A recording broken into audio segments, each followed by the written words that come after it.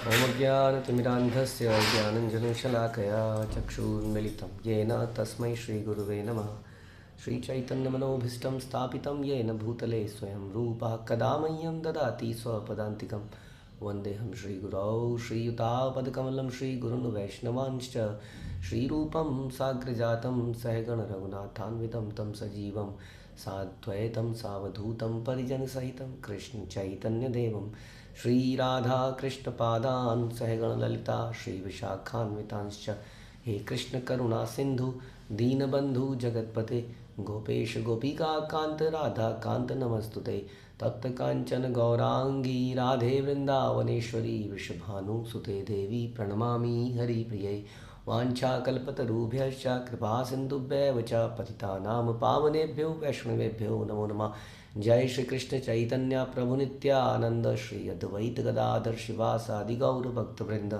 हरे कृष्णा कृष्ण कृष्ण हरे हरे हरे राम राम राम हरे हरे। नमो विष्णुपादाय कृष्णप्रेष्ठाय भूतले श्रीमते भक्ति वेदांत स्वामिन्निति नामिने। नमस्ते सारस्वते देवे गौरवाणी प्रचारिणे निर्विशेष शून्यवादी पाश्चात्य देश तारिणे।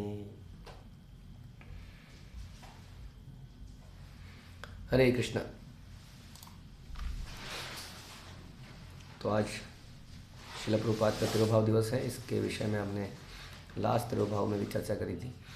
तो हम लोग करेंगे शिला प्रभुपाद लीलामृत चैप्टर 55। चैप्टर का शीर्षक है अंतिम पाठ। जीवित रहने का वचन देकर भी शिला प्रभुपाद कहते रहे कि हर चीज़ की तरह उनका जीवन अभी भी कृष्ण के हाथों में है।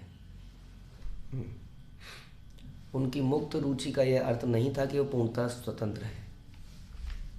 तो जब शिला प्रभुपाद अंतिम समय में थे तो ऐसा डिस्कशन हुआ कि शिला प्रभुपाद को रोकना चाहिए या उन्हें जाने देना चाहिए, क्योंकि दोनों ही बातें जाने देना चाहिए, क्योंकि he has come from the spiritual world, उन्हें वहाँ वापस जाना ही चाहिए। हम लोगों के लिए यहाँ पर आए थे, लेकिन कब तक हम लोगों के लिए कष्ट लेते रहेंगे। तो ultimately anyway one has to go back.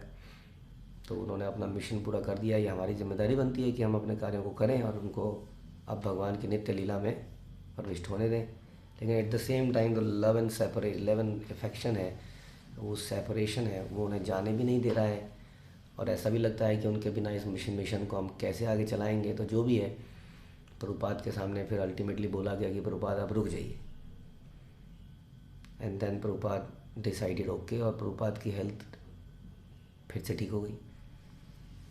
उन्होंने थोड़ा जूस वगैरह लेना शुरू किया। तो यहाँ पर ये बताने का प्रयास कर रहे हैं कि प्रभुपाद ये कह रहे हैं कि अभी भी मैं स्वतंत्र नहीं हूँ। ऐसा नहीं है कि मैं अपने इच्छा से मरूंगा या अपनी इच्छा से नहीं मरूंगा।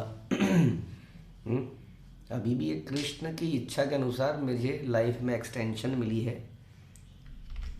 भक्तों के प्रेम की वजह से, क्या आग्रह पर।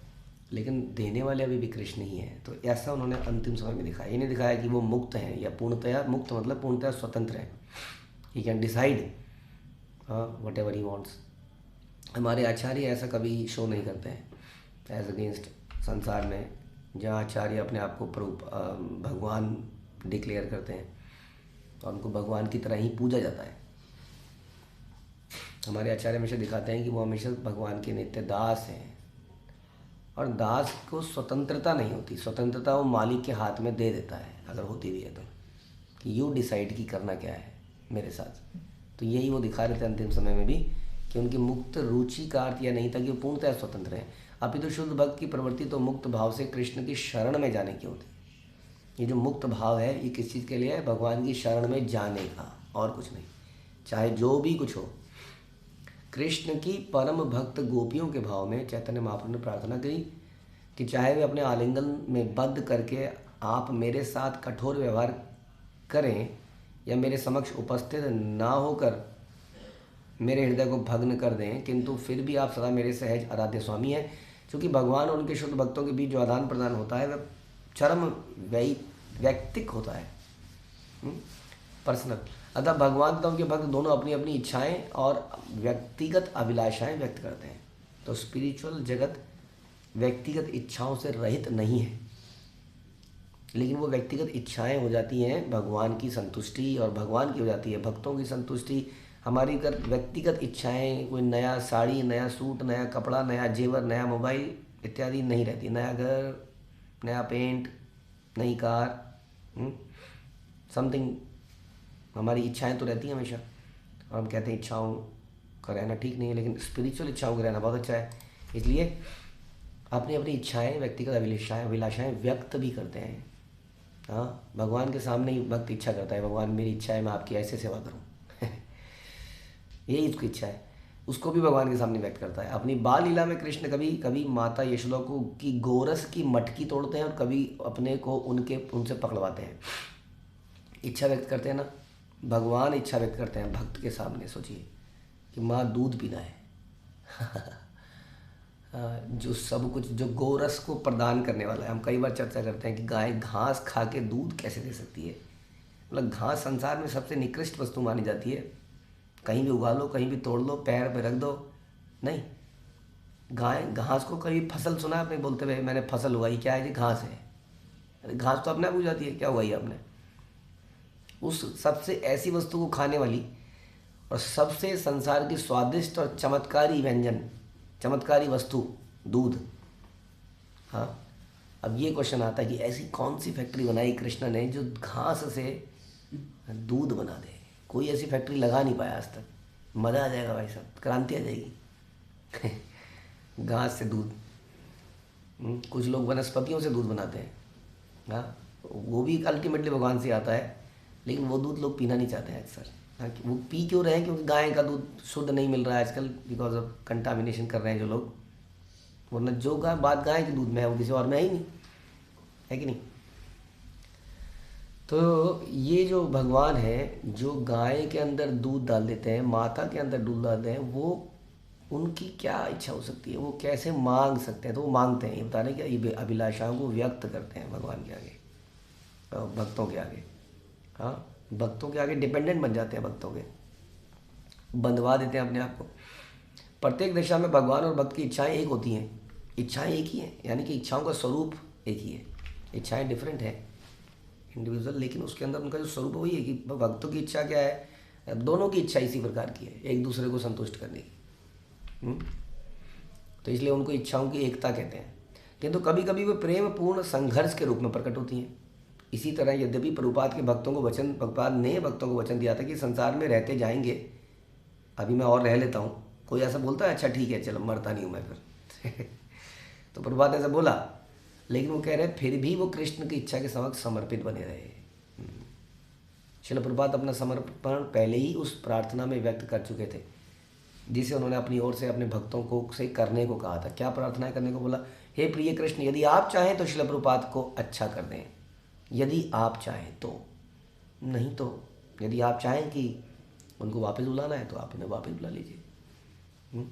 इसमें हमें दुख होगा, लेकिन आपकी इच्छा सर्वोपरि है, क्योंकि हम सबका जीवन का औचित्य ही है।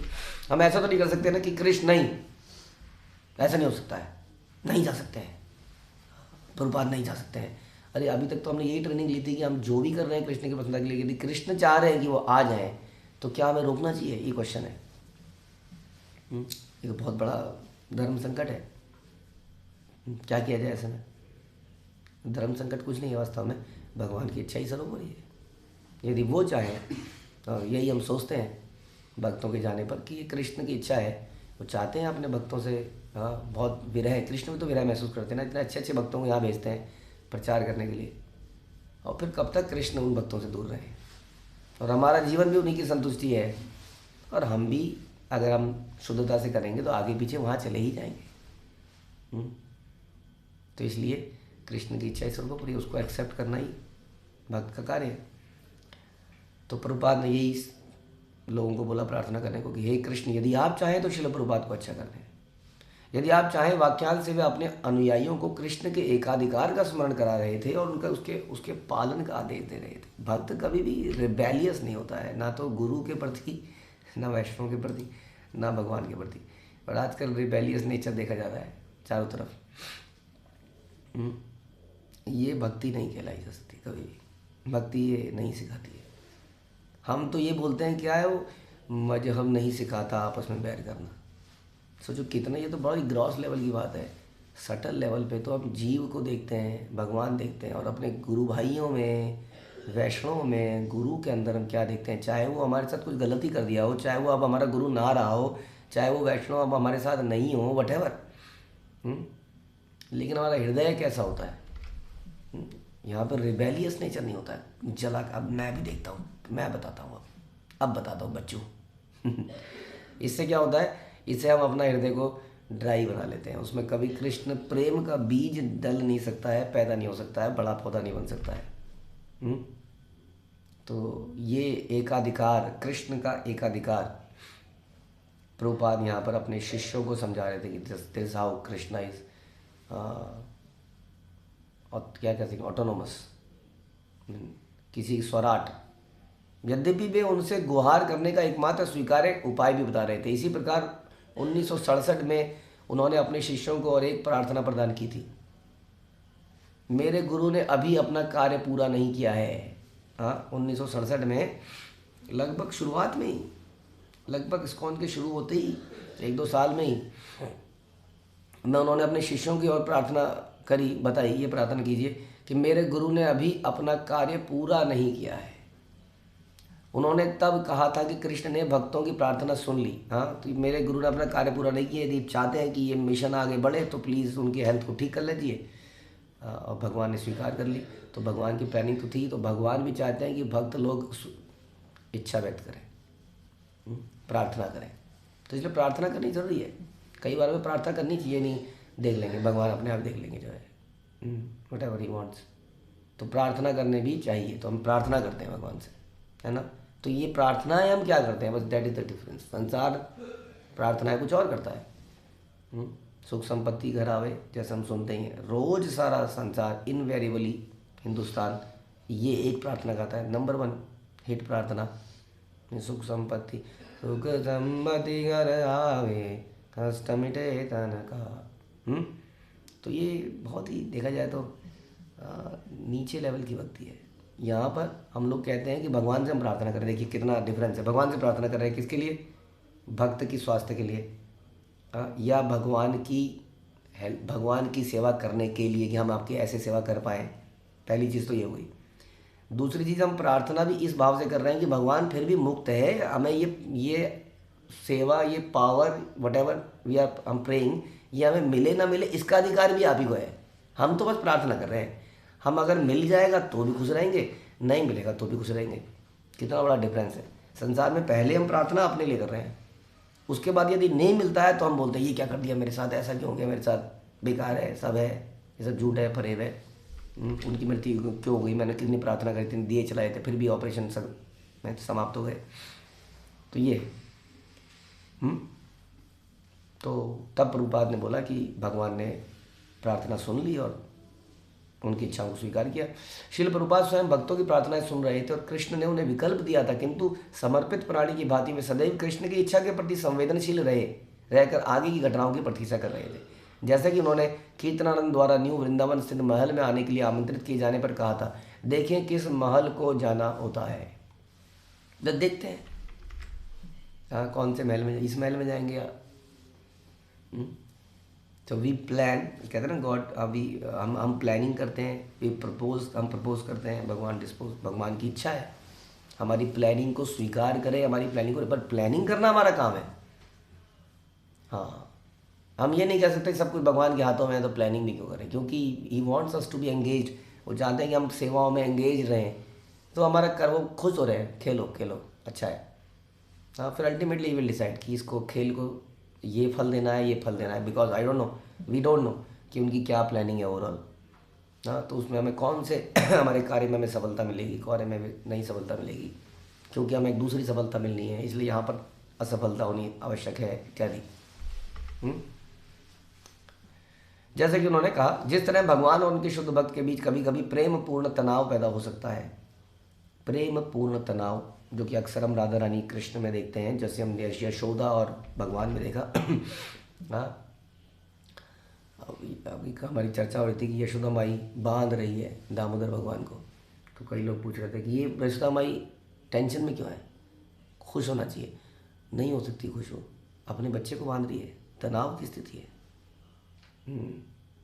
कृष्ण खुश क्यों नहीं है, वो तो स्वराट है, वो तो हमेशा प्रसन्न रहते हैं, खुश नहीं है वो भी टेंशन में है, बांधे मुझे। और अगर ये ड्रामा बढ़िया से ना किया जाए तो क्या मज़ा क्या रहेगा उस ड्रामे में।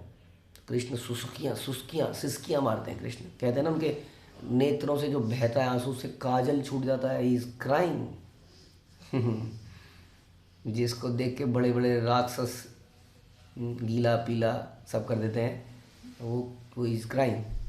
और किस लेडी से क्राई कर रहा है, जो यशोदा माँ के बारे में बताते हैं, थोड़ी भारी थी, शी वॉज लिटिल हैवी, तो भाग रही थी, तो भाग नहीं पा रही थी बेचारी, मालती के फूल गिर रहे थे, तो धम धम मतलब पूरा खतर पतर हो गया था, है ना।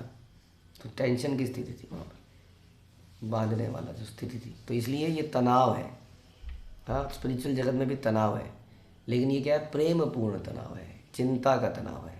हाँ, माता को चिंता है अपने बच्चे की, बहुत शरारत कर रहा है, क्या होगा इसका, कहीं कुछ ऐसा ना हो जाए, कहीं कुछ ऐसा ना हो जाए। वैसे ही इतने लोग आते रहते हैं, कोई हवा का बवंडर आता है, कोई राक्षसी आ जाती है, कभी सांप आ जाता है, कोई कुछ तो आता रहता है। चिंता है। चिंता क्यों है, क्योंकि प्रेम है, प्रेम में चिंता होती है। यस, चिंता इस संसार में भी है। हाँ, चिंता जब प्रेम नहीं करता है कोई हमें, तब भी हमें चिंता है, जब प्रेम करता है तो भी हमें चिंता है, तो वो दूसरी चिंता दिव्य चिंता होती है। उस चिंता के बिना भी आनंद नहीं है संसार में, आनंद है कोई। अब हमें दवाई खानी है और कोई हमारी चिंता ही ना करे, हमें कहना तो कोई हमारी चिंता करे, हमें दवाई खिलाए, तो हाँ चिंता है, प्रेम है तो चिंता है, वो चिंता अच्छी चिंता है कि नहीं।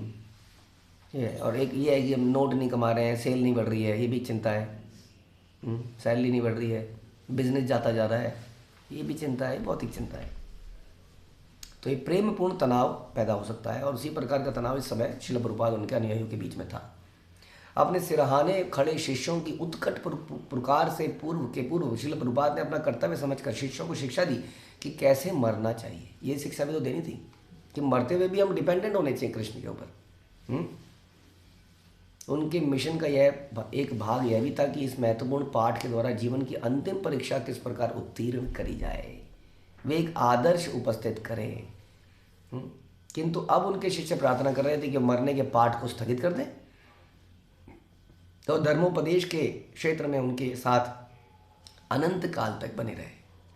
हम यही चाहते हैं हम लोग सब कि हम अनंत काल तक बने रहें, बट हम लोग अनंत काल तक बने नहीं रह सकते इस शरीर के अंदर। लेकिन फिर ऐसी डिज़ायर क्यों है, क्या ये डिज़ायर गलत नहीं है, क्योंकि ये डिज़ायर आत्मा से आती है और आत्मा अनंत काल तक बनी ही रहती है, इसलिए वो चाहती है कि ये सिचुएशन अनंत काल तक बने रहे। इसलिए ये इच्छा गलत नहीं है।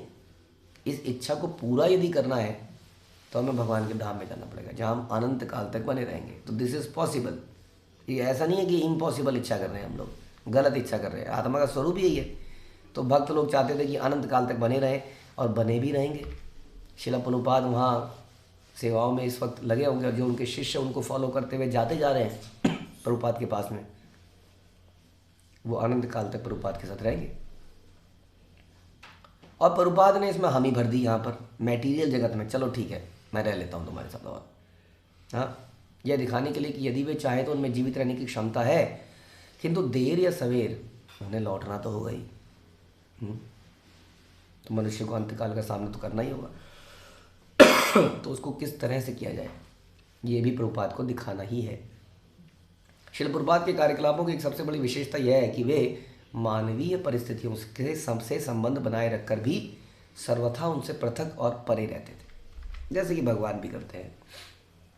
संसार में मानवीय घटनाएं होती हैं, मानवीय लीलाएं करते हैं, लेकिन उनसे पृथक भी बने रहते हैं। इसी तरह से प्रभुपाद संसार में रहे, लेकिन आश्रित फिर भी भगवान पर रहे, जीने की इच्छा और बढ़ाई, लेकिन फिर भी भगवान की प्रसन्नता के लिए, और वो भी भगवान पे छोड़ दिया। जैसे हम कहते हैं कि मारो भी राखो भी जो इच्छा तोहार। शुद्ध भक्त होने के कारण कर्म का नियम उन पर लागू नहीं होता था। हाँ, कर्मों का फल तब मिलता है जब हम कर्म अपने लिए करते हैं। जो जीता ही कृष्ण के लिए हो, उसके ऊपर कर्म का नियम कैसे लागू होगा, जिसके अनुसार पाप तथा पुण्य के कर्मों का फल मिलता है। वे कर्म के बल से पैदा नहीं हुए थे, वे कर्म के बल से न कर्म के बल से उनकी मृत्यु होनी थी। जैसा हम कहते हैं कि एक प्रकार की इंद्रिय तृप्ति की इच्छा समाप्त होने पर दूसरे प्रकार की इंद्रिय तृप्ति के लिए दूसरा शरीर की आवश्यकता होती है, ऐसा तो नहीं था उनकी मृत्यु का कारण। हाँ, जैसे कि रूप गोस्वामी ने कहा, जिसके तन मन और वचन भगवान की सेवा में लगे हैं वो इस संसार में रहते हुए भी मुक्तात्मा है। डोंट थिंक कि मुक्ति मृत्यु के बाद मिलती है। मुक्ति means when I can do my service to Krishna unhindered uninterrupted. मुक्त अवस्था मतलब बाध्य अवस्था नहीं है। बाध्य अवस्था में हम अपना काम नहीं करने देता हमें कोई। मेरा काम है कृष्ण की सेवा, यदि वो सेवा कर पा रहा हूँ तो मैं मुक्त हूँ। ऐसा नहीं है कि शरीर छोड़ने के बाद मुक्ति मिलेगी, क्योंकि ये शरीर छूटेगा, आध्यात्मिक शरीर मिलेगा। चाहे आध्यात्मिक शरीर हो चाहे भौतिक शरीर हो, यदि हम कृष्ण की सेवा करते रहे तो हम मुक्त हैं। लोग प्रायः इस भौतिक लोक में शुद्ध भक्त की गतिविधियों का गलत अर्थ निकालते हैं। जिस प्रकार चंद्रमा के ऊपर बादलों को गुजरते देखकर लोग समझते हैं कि चंद्रमा चल रहा है, इसलिए शास्त्र में आगाह करते हैं कि गुरु को कर्माधीन सामान्य व्यक्ति ना समझें। किंतु श्रील प्रभुपाद ने इस जगत से परे रहकर बद्ध जीवों को दिखाया कि किस प्रकार कृष्ण का निरंतर चिंतन सेवा करते हुए भी मुक्ति की स्तर पर पहुंच सकते हैं और मृत्यु के समय कृष्ण के परम दिव्य धाम को लौट भी सकते हैं। प्रभुपाद की शिक्षाएं सदैव व्यवहारिक, प्रैक्टिकल और सार्वजनीन होती थी। उदाहरणार्थ उनकी पुस्तकें कोरे सिद्धांत नहीं थी, वरन व्यवहारिक थी, अनुभूत ज्ञान से पूर्ण थी। और प्रभुपाद जो उपदेश देते थे उसे जीवन में उतारते भी थे, करके दिखाते थे। उनका सारा जीवन एक आदर्श ही था, चलता फिरता आदर्श था। वे गृहस्थ जीवन में भी थे, तब भी वो बैक टू गॉडेड पत्रिका निकाल रहे थे, जोरदार प्रचार कर रहे थे। कोई ये नहीं कह सकता कि गृहस्थ आश्रम में नहीं करी जा सकती सेवा। पता नहीं क्या क्या कर रहे थे प्रभुपाद, बिजनेस भी चला रहे थे, बैक टू गॉडेड भी कर रहे थे, गौड़ी मठ को फाइनेंशियल सपोर्ट भी कर रहे थे, सेवा भी कर रहे थे, यात्राएं भी कर रहे थे, अपने गुरु के पास जा रहे थे, उनसे सुन भी रहे थे, उनसे इंस्ट्रक्शन भी ले रहे थे, उनसे पत्र व्यवहार भी कर रहे थे, बहुत कुछ कर रहे थे। उन्होंने अकिंचन और धूमिल अवस्था में रहकर एक आध्यात्मिक आंदोलन का सूत्रपात करने के लिए संघर्ष किया और कृष्ण और गुरु महाराज की कृपा से वो सफल रहे। वे अपने मानव तुल्य प्रयासों द्वारा सदैव जीवन की कठोरताओं को सहन करते रहे, है ना, और दिखाते रहे आपदाओं को कैसे सहन करना है तथा कैसे हर जीवन में उतार चढ़ाव एक शुद्ध भक्त के जीवन में भी आएगा। इतना केक वॉक नहीं होगा। वो इतनी बड़ी संस्था चला रहे हैं, उन्होंने संन्यास ले लिया है, फिर भी हर कदम पर विपदा आ रही है, लेकिन वो विपदा में भी चलते जा रहे हैं, चलते जा रहे हैं, चलते जा रहे हैं। और थोड़ी देर में देख रहे हैं सारी प्रकृति, सारा संसार उनके आगे झुकता चला जा रहा है, because of is not stopping. तो कैसे हमारे जीवन में भी ये कठोरताएं आएंगी। इसलिए घबराएंगे कि ऐसा क्यों हो रहा है, भगवान मेरे साथ ऐसा क्यों करे। बार बार हम निराशावादी वचन ना बोला करें, अरे ऐसा हो गया, अरे भगवान ने ऐसा कर दिया, अरे ये हो गया, अरे ऐसा क्यों हो गया। आपने हमने कभी सुने प्रभुपाद कितने, मैं कईयों को बताता हूँ, जितने कष्ट प्रभुपाद के जीवन में आए शायद अब इसीलिए वो ज़्यादा कष्ट देते हैं आचार्यों को कि बाकी वाले सब क्या बोल रहे हो तुम, क्या कह रहे हो तुम, ये हो गया वो हो गया, हाँ पैर में लग गई, ये हो गया वो हो गया, सर पे लग गई। वो 2 हार्ट अटैक आ गए, मरने वाला व्यक्ति समुद्र में। उसके बाद उनका सर्वेंट उनको मारने के लिए अटैक कर रहा है, पैसा नहीं मिल रहा है, कहीं से कुछ हो रहा है। उसके बाद शिष्य बनाए, कई शिष्य छोड़ के चले जा रहे हैं, कई शिष्य धोखा दे दे रहे हैं, कहीं कुछ हो जा रहा है, कहीं कुछ हो जा रहा है। तो क्या नहीं हुआ उनके जीवन में। कोई कहता मेरी पत्नी की वजह से नहीं कर पा रहा, कोई कह रहा पति। उन्होंने कहा देखो जी, ना तो मेरी पत्नी भक्ति कर रही है, ना मेरे बच्चा भक्त कर रहा है, अब बताओ। कोई कहा जी पैसे की वजह से नहीं कर रहा, तो देखो जी मेरा बिजनेस ठप हो गया, मैं सड़क पे आ गया। तो क्या दिखाएं, मतलब हर चीज़ दिखा दी उन्होंने, हाँ, कि पैसा, बीवी, बच्चे, कोई प्रेम करने वाला है नहीं है, जीवन में संघर्ष, स्वास्थ्य संबंधी प्रॉब्लम्स, कोई आपने ग्रंथ लिखा उसको कोई स्वीकार ही नहीं कर रहा है, आपका लेक्चर सुनने कोई नहीं आ रहा है। झांसी में प्रोजेक्ट शुरू किया इतना बड़ा, कोई आ ही नहीं रहा है, बताइए। एक शिष्य बनाया, एक, सोचिए कुछ नहीं हो पाया। झांसी में लीग ऑफ डिवोटीज, ये भी प्रभुपाद ने मिशन से, लीग ऑफ डिवोटीज, लीग में कोई था ही नहीं, फेल, बंद हो गया। वो भी दिखाया कि ऐसा नहीं कि हम प्रवचन करने जाएंगे तो वहाँ भीड़ उमड़ जाएगी, लोग आ जाएंगे, कुछ नहीं। हाँ, फिर बाहर गए, फिर ऐसा भी नहीं हुआ कि बहुत सोफिस्टिकेटेड लोग हमारी क्लास में आए।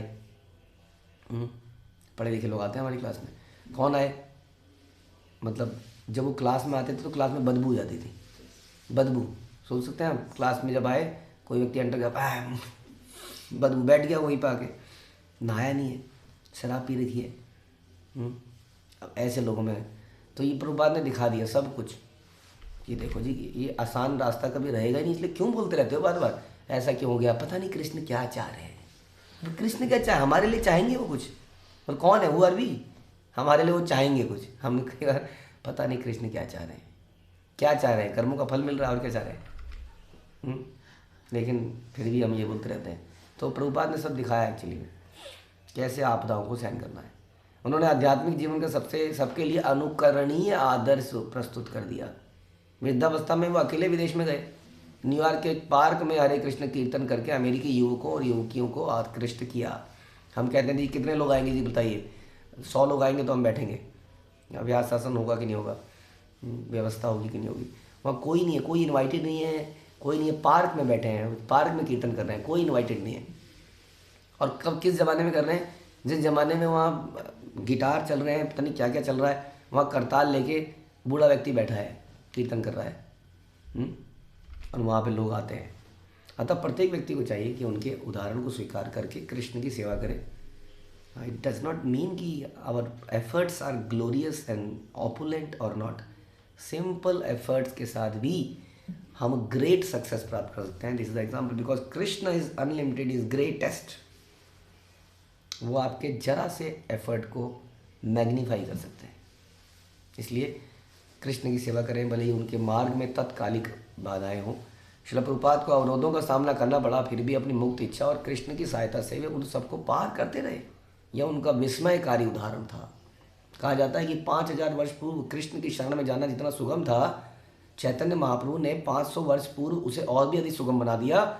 और अब 20वीं शताब्दी में श्रील प्रभुपाद ने कृष्ण भक्ति को समग्र विश्व के लिए संभव बना दिया है कि नहीं। अब चैतन्य महाप्रभु आए, उन्होंने प्रचार किया, बट एक पर्टिकुलर बेल्ट में ही तो किया। हाँ, ऐसा लगता है कि बंगालियों को प्रचार किया है तो बंगाली तक ही रह जाता। फिर नीचे गए, थोड़े साउथ में चले गए। हाँ, तो पूरा तो सुगम तो नहीं हुई ना संसार के लिए। पृथ्वी यत नगर आदि ग्राम कैसे होगा बताओ। पृथ्वी में तो लंदन भी है, अमेरिका भी है, कहाँ पे हुआ, कैलकाटा से नीचे चले गए थोड़ा सा पुरी में, फिर थोड़ा और नीचे चले गए, बस। तो पूरे संसार में फैलाने का काम ये श्रील प्रभुपाद ने इसको और सुगम बना दिया और ज़्यादा। श्रील प्रभुपाद जानते थे कि अपने उपदेश तथा उदाहरण के अंग स्वरूप उन्हें लोगों को दिखाना होगा कि कैसे मरना चाहिए। वे कई बार मृत्यु से बच चुके थे पहले भी। कृष्ण की कृपा से, भक्तों की प्रार्थना से अथवा अपने आंदोलन को फैलाने की अपनी शुद्ध और प्रबल इच्छा से वो कई बार बचे। लेकिन 1977 में उन्हें कृष्ण से जो संकेत मिले, उससे श्रील प्रभुपाद इस भौतिक जगत में अंतिम और निश्चित रूप से अपने मिशन का समापन करने में लग गए। मतलब आखिरी इंस्ट्रक्शन देने में लग गए। समापन तो क्या होगा, इसको 10,000 सालों तक तो परफेक्टली चलेगा। और उनके अंतिम कर्तव्यों में से यह एक था कि वे पूरा निर्देश दें कि मरना कैसे है। वे पूर्ण रूप में दिखा रहे थे कि उसे कैसे करें जिसे हर व्यक्ति को करना है, किंतु जिसे सफलतापूर्वक करना सबसे कठिन है, अर्थात मरना। किंतु एक प्रेमपूर्ण संघर्ष चल रहा था। प्रभुपाद को अपने शिष्य प्रिय थे। वे यह भी जानते थे कि शिष्य अभी पूर्णतः प्रौढ़ नहीं हो पाए, अभी तक प्रॉब्लम्स हैं।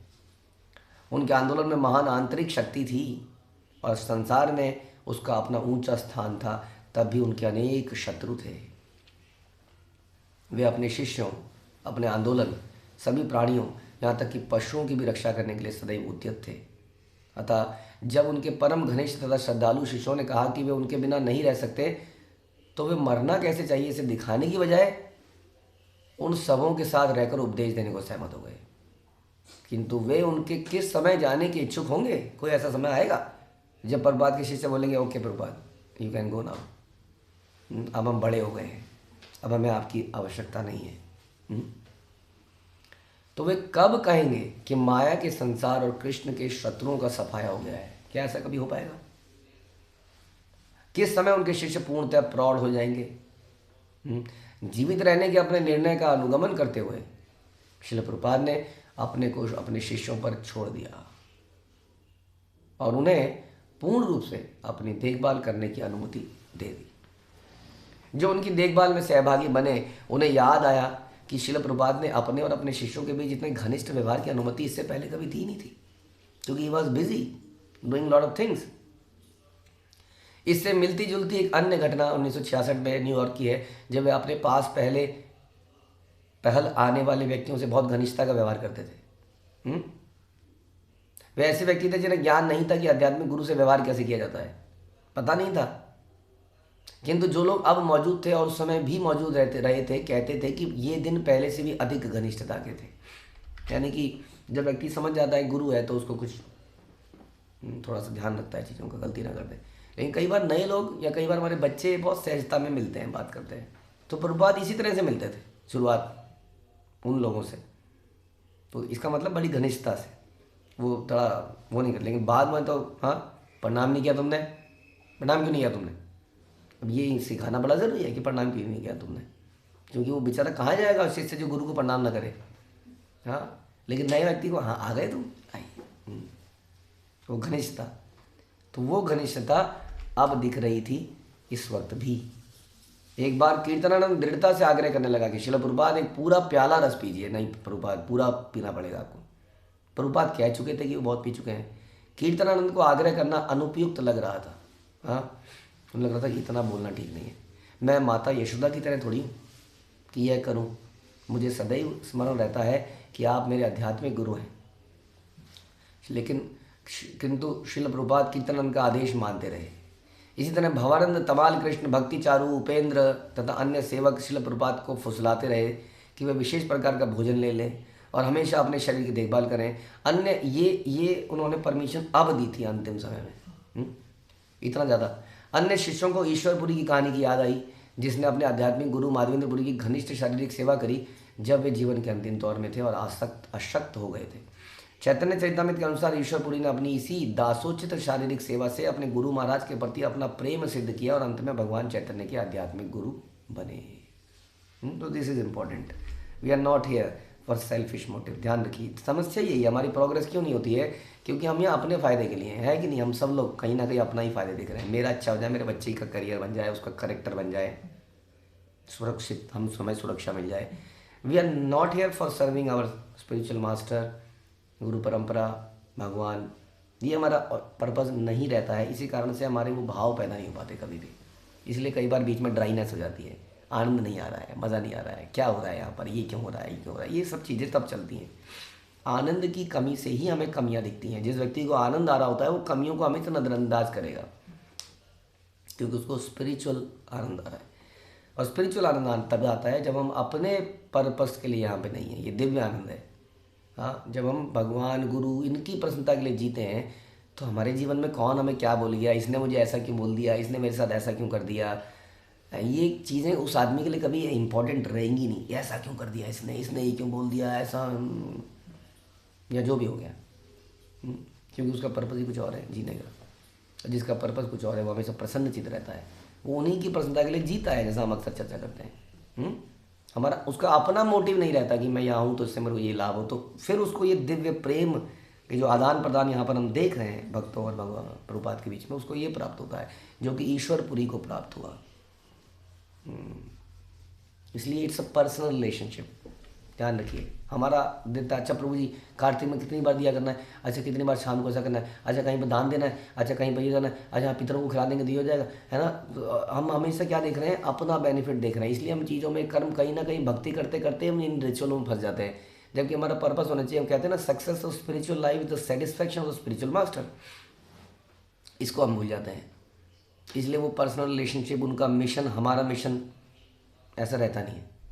उनका अपना मिशन है, ठीक है हम थोड़ा कंट्रीब्यूट कर देंगे, बट उनका मिशन मेरा मिशन, ये भाव नहीं आ पाता है। इसलिए ये आनंद नहीं आ पाता है जो यहाँ पर इस वक्त डिस्क्रिप्शन चल रही है इसकी। तो ईश्वरपुरी ने ये प्राप्त किया और अंत में वो आध्यात्मिक गुरु बने। किसके? भगवान के। श्रील प्रभुपाद ने मरने की शिक्षा देना स्थगित कर दिया ताकि उनके शिष्यों को उनके शुद्ध तथा सरल प्रेम भाव से उनकी सेवा का अवसर मिले। यह अवसर उन्होंने इन्हें गिने लोगों को नहीं, अपितु वृंदावन आने वाले प्रत्येक व्यक्ति को दे दिया। बहुत से लोग आए और उनके कमरे में जाने दिया गया, उन्हें उनके शरीर की मालिश करने दी गई, चाहे जब तक वो चाहे उनके साथ बैठने दिया, उनकी प्रसन्नता के लिए अखंड कीर्तन करने दिया। यह क्रम दिन रात चलता रहा। श्रील प्रभुपाद ने अनुवाद कार्य पुनः आरंभ कर दिया और सबके सामने होने लगा। पहले वे एकांत में रहकर इसको करते थे, अब वे सभी भक्तों को अपने पास आने को प्रोत्साहित करने लगे, जबकि वो बिस्तर में लेटे हुए भक्ति विधान तात्पर्य बोल कर लिखाते थे। ये भी सिखा रहे थे कि ऐसी स्थिति में भी करा जा सकता है। हाँ, सेवा नहीं हुई क्योंकि ये हो गया था, सर में दर्द था, आज चक्कर आ गए थे, आज वॉमिटिंग आ गई थी, आज today I can not come school due to my personal reason. There is nothing personal, because my person has been devoted to Krishna and his devotees. तो where is personal in my life? What is personal in my life? Nothing is personal. तो वो इसी तरह बस बिस्तर में लेटे लेटे भी वो बोल रहे थे और लोग लिख रहे थे, वो अपने को पूर्णतया दे रहे थे, पूर्णतया दे रहे थे और इसे घोषित भी कर रहे थे उपस्थित भक्तों से। वो कहते थे मुझे कभी मत छोड़ो, मैं तुम लोगों के बिना नहीं रह सकता। हाँ, वास्तव में वो तो कृष्ण के थे, लेकिन लोग उनसे पास रहेंगे तो उन लोगों का तभी भला हो पाएगा। उन्होंने उनसे जीवित रहने की प्रार्थना की थी और वे राजी हो गए थे अपने को पूर्णतः उनकी देखभाल पर छोड़कर। जिनको उनकी ऐसी सेवा करने का सौभाग्य प्राप्त था, वे अपने आप को सब तरह की हिचक और भौतिक इच्छा के व्यवधान से मुक्त अनुभव कर रहे थे। जिन लोगों ने ये सेवा कर पाए, जो वो कह रहे थे उनको ऐसा लगा कि वो बिल्कुल शुद्ध हो चुके हैं। श्रील प्रभुपाद की अंतरंग सेवा करके वे पूर्ण समर्पण की शक्ति का अनुभव कर रहे थे और उन्हें लग रहा था कि प्रभुपाद के अंततः इस संसार से विदा लेने के बाद भी यह शक्ति उन्हें संभाल लेगी, जैसा कि हुआ। पिछले महीनों की तरह प्रभुपाद लगातार मृत्यु से निडर तथा आध्यात्मिक ज्ञान में स्थिर हो रहने की बातें करते रहते, जबकि हृदयानंद गोस्वामी ने हाल में पुर्तगीजी भाषा में छपी अपनी कुछ पुस्तकें उन्हें भेंट की।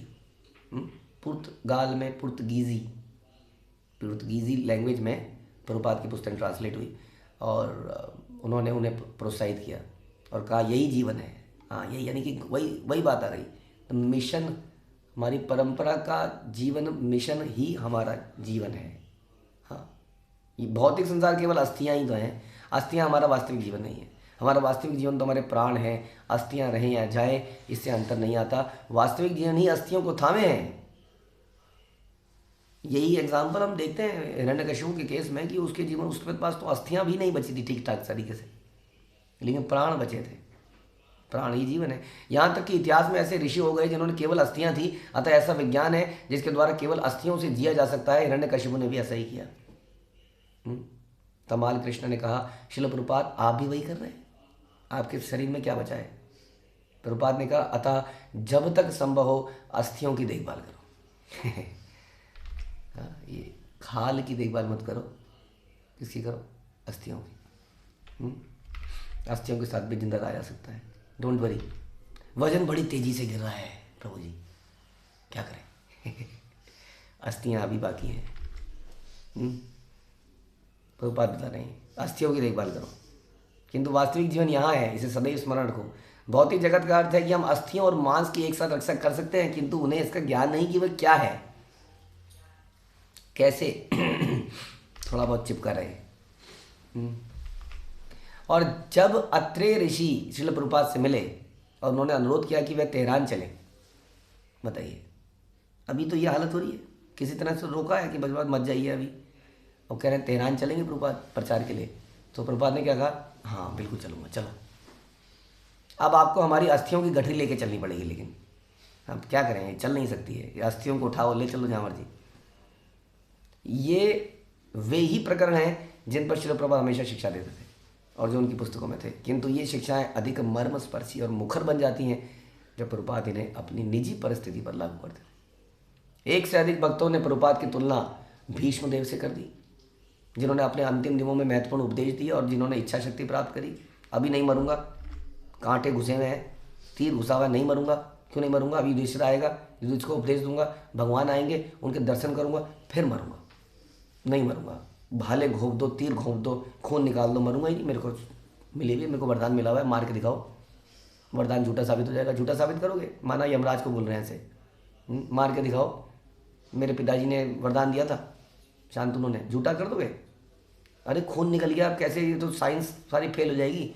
खून निकल गया, मैं ये आप जानो, आपको मुझे क्या मतलब इससे? खून निकला, अरे तुम्हारे किडनी में वो भाला, वो क्या है, नीचे से निकल के उसने किडनी को फाड़ दिया है, ये भी आप जानो। किडनी फट दी है, फेफड़े फट गए हैं, फट ही गया होगा ना सब, जब आर पार तीर निकल गया है, बताइए सारे, तो बचा गया शरीर में। सो सारे लॉस को ख़त्म, कोई लॉस नहीं चलेगा जब तक भगवान नहीं आ जाएंगे यहाँ।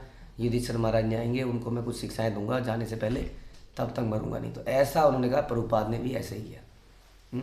जिस प्रकार भीष्मदेव शरशैया पर लेटे हुए थे, किसी पीड़ा का अनुभव किए बिना ज्ञान और प्रेम से भरा उपदेश देते रहे, और जिस तरह उन्होंने इस संसार से विदा होने का समय अपनी इच्छा से निश्चित किया, उसी तरह श्रील प्रभुपाद ने अपनी भौतिक परिस्थिति की चिंता किए बिना मृत्यु की अवहेलना करते हुए और अपने निरीह आध्यात्मिक पुत्रों को शिक्षा देते हुए अंतिम दिन व्यतीत किए। किंतु प्रभुपाद के पुत्र उनके पास अधिक देर तक रहकर उनकी दार्शनिक शिक्षाएं मात्र नहीं सुन सकते थे। प्रभुपाद ने उनके स्नेह को स्वीकार कर लिया था, और जब उन्होंने उनसे अपने साथ रहने की गुहार लगाई थी, अब वे अपने उस स्नेह को अपने जाने माने संसार में ही व्यक्त करना चाह रहे थे। ऐसे संसार में जिसमें प्रभुपाद उनके साथ रहे, उनसे बात करें, उनके साथ हंसें, उनको डांटें, ऐसा इस संसार में हो पाए। वे चाहते थे कि प्रभुपाद खाएं पिएं और फिर शारीरिक रूप से बलवान हो जाए। किंतु श्रील प्रभुपाद पुनः बदलते लगने लगे। फिर से उनकी हेल्थ डाउन हो गई। एक बार फिर उन्होंने खाना पीना बंद कर दिया। अपने शिष्यों के साथ प्रेम पूर्ण आदान प्रदान के लिए उन्होंने अपना प्रयाग स्थगित कर दिया था। उसके साथ ही खाना पीना बंद कर दिया था। बंद करके वे प्रस्थान के लिए अपनी पसंद व्यक्त कर रहे थे। दबाव पड़ने पर उन्होंने स्वीकार किया कि खाए बिना भी जीवित रहना असंभव नहीं है, तो खाना तो पड़ेगा ही। ना ही वे चमत्कार की आशा करते थे। यदि उन्हें अच्छा होना है तो पौष्टिक तत्व लेना ही पड़ेगा, लेकिन वो खाना भी नहीं चाह रहे थे। उन्होंने कहा स्वास्थ्य लाभ भौतिक है और वे उसे नहीं चाहते। स्वास्थ्य लाभ भौतिक है, इसका मतलब इतना ज़्यादा कंसर्न नहीं होना है कि हम इतने कंसर्न हो गए कि सेवाएं, मैंने सोचा थोड़ा सा सेवाएं रोक दूं। हेल्थ में बहुत सारी समस्याएं हो गई हैं, मैंने सोचा थोड़ा सा ब्रेक ले लूं। क्या कहते हैं, सबैटिकल समथिंग लाइक दैट। हाँ, ब्रेक लेते हैं ना लोग करियर से, ब्रेक लो, बहुत स्ट्रेस हो गया था। हाँ, सेवाओं का बहुत ज़्यादा स्ट्रेस हो गया था। यशोदा माँ तो निरंतर स्ट्रेस में है। हाँ, वो वहाँ पे ब्रेक नहीं ले रही है। हम कह रहे हैं थोड़ा ज़्यादा हो गया जी, उठना सोने का समय नहीं मिल रहा है, उठने का समय नहीं मिल रहा है, सेवाएं थोड़ी ज़्यादा हो गई हैं, ये ज़्यादा हो गया वो ज़्यादा। हमने सोचा थोड़ा ब्रेक ले लेते हैं, थोड़ा देर कहीं छोड़ देते हैं, थोड़ी देर फिर से आएंगे। तो प्रभुपाद ने कहा ये स्वास्थ्य लाभ, ऐसा स्वास्थ्य लाभ आध्यात्मिक रास्ते में विघ्न है, तो उस स्वास्थ्य लाभ को छोड़ देना चाहिए। लेकिन अपनी जीवन शैली, हम कई बार चर्चा करते हैं, भक्तों की जीवन शैली होती है कि उनका ज़िंदगी अपने आप ही बढ़ जाती है, लाइफ खान पान और बाकी चीज़ों के कारण। तो ये स्वास्थ्य भी हमारी सेवाओं के बीच में ना आने पाए, ऐसा प्रभुपाद ने करके दिखाया। और इस रिलेशनशिप को, कैसे रिलेशनशिप डीप हो पाए, आदान प्रदान को इनेबल किया सिखाने के लिए कि ये जो संबंध है ये प्रेममय संबंध है, माना गुरु शिष्य का संबंध है। गुरुकुल्स वर ऑलवेज, जहाँ गुरु है उसका परिवार बच्चे की तरह रखा जाता था। एंड रिलेशनशिप वॉज, इसलिए शिष्य सब कुछ देने को तैयार है, गुरु सब कुछ देने को तैयार है। ये रिलेशनशिप ऐसा नहीं है जैसे कि स्कूल्स में और कॉलेजेस में, किसी मेडिकल साइंस के कॉलेज में, कि इंजीनियरिंग कॉलेज में है कि टीचर है वो हमें कुछ देगा, उससे हम कुछ कमाएंगे। जहाँ पे टीचर से कोई मतलब नहीं है, संबंध नहीं है, कोई टीचर को सैलरी मिल रही है। ये गुरु शिष्य से संबंध, भगवान से हमारे संबंध व्यक्तिगत हैं, इनमें गहराई होनी चाहिए। संसार में भगवान के साथ संबंध में किसी की गहराई नहीं। पहली प्रॉब्लम तो है कि भगवान जाने तभी तो पता गहराई हो, जानने के बाद भी हम उनसे मांगना ही चाहते हैं केवल, इसलिए संबंधों में गहराई नहीं है भगवान से और ना ही गुरु से। गुरु का पर्पज हो गया एक बार दीक्षा मिल जाए उसके बाद हो गया जी मेरा काम है। अपने ऐसे कितने लोग देख लिए अपने जीवन में, अभी भी देख लिए, कि जो दीक्षा होने तक उगे थे, मशरूम की तरह उगे थे, जैसे बरसात में मशरूम होता है, दीक्षा मिलने ही मशरूम की तरह गायब हो गए, क्योंकि उनका पर्पस पूरा हो गया। लेकिन वो ध्यान रखें, they will not get love, Krishna प्रेम उन्हें नहीं मिलेगा। नहीं मिलेगा मतलब नहीं मिलेगा, क्योंकि वो सेल्फिश हैं, मतलब ही है। गुरु का मिशन उनका मिशन नहीं है, उनको प्रेम नहीं है, तो भगवान से वो क्या प्रेम करेंगे? ऐसा आदमी क्यों जाएगा भगवान के धाम में?